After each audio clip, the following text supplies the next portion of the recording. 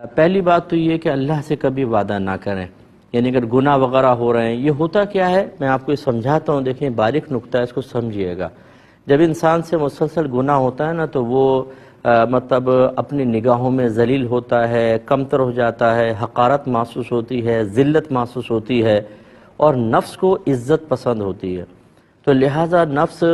جب بار بار آپ خود کو انسان ذلیل محسوس کرتا ہے تو نفس کو ہوتی ہے تکلیف،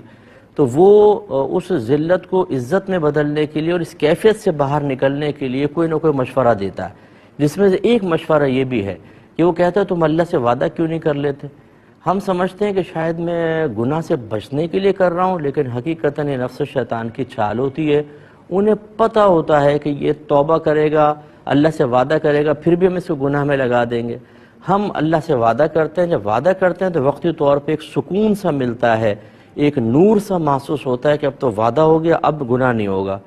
اب پہلے تو شیطان نفس پیچھے ہٹ جائیں گے، جب آپ یہ کر لیں گے اچھا اس سے شیطان نفس کو مزہ بھی آئے گا، اس کے بعد پھر وہ اپنی پرانی جبلت اور فطرت پہ لوٹتا ہے اور پھر ہم سے گناہ کرواتا ہے۔ اور جب انسان وعدہ کر کے وعدہ توڑ کر گناہ کرتا ہے تو پہلے سے کہیں زیادہ اس کے نفس، اس کے دماغ پر، اس کی طبیعت پر اور اس کے اعضاء پر برے اثرات مرتب ہوتے ہیں، انسان اور زیادہ ذلت اور پسپائی میں چلا جاتا ہے۔ پہلی بات تو یاد رکھیں اللہ سے وعدہ نہیں کیجیے گا۔ دوسری بات یہ ہے کہ آپ اللہ کی بارگاہ میں کامل توبہ کریں۔ توبہ کا مطلب ہے جو آپ گناہ کر رہے ہیں اس گناہ کو آئندہ نہ کرنے کا پختہ ارادہ، اور یہ ارادہ صرف اللہ کے خوف کی وجہ سے ہونا چاہیے۔ جب آپ یہ پختہ ارادہ کریں گے تو وعدہ خداوندی پر یقین رکھیے، وعدہ رسول پر، خبر رسول پر اعتماد رکھیں کہ میرے آقا صلی اللہ علیہ وسلم نے ارشاد فرمایا التائب من الذنب کمن لا ذنب لہ، اپنے گناہ سے توبہ کرنے والا ایسا ہے جیسے اس نے گناہ کیا ہی نہیں ہے۔ ایک روایت میں میرے آقا صلی اللہ علیہ وسلم نے ارشاد فرمایا جو اپنے گناہ سے توبہ کر لے تو وہ گناہوں سے ایسا پاک و صاف ہو جاتا ہے جیسے آج ہی اپنی ماں کے پیٹ سے پیدا ہوا ہے۔ تو توبہ کرنے کا فائدہ کیا ہے؟ یعنی ندامت، شرمندگی کے ساتھ آئندہ یہ گناہ نہ کرنے کا پختہ ارادہ، اور صرف اللہ کے خوف کی وجہ سے آپ کے پچھلے سارے گناہ بخشے جائیں گے۔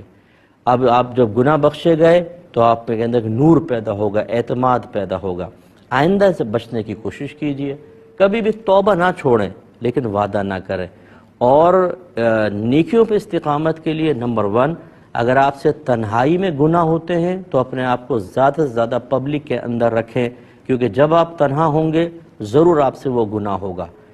پبلک کے اندر رہیں، اس وقت آپ بستر پہ آئیں جب آپ یہ اپنے روم میں جائیں کہ جب بالکل نیند کا غلبہ ہو، گریں بستر پہ اور سو جائیں۔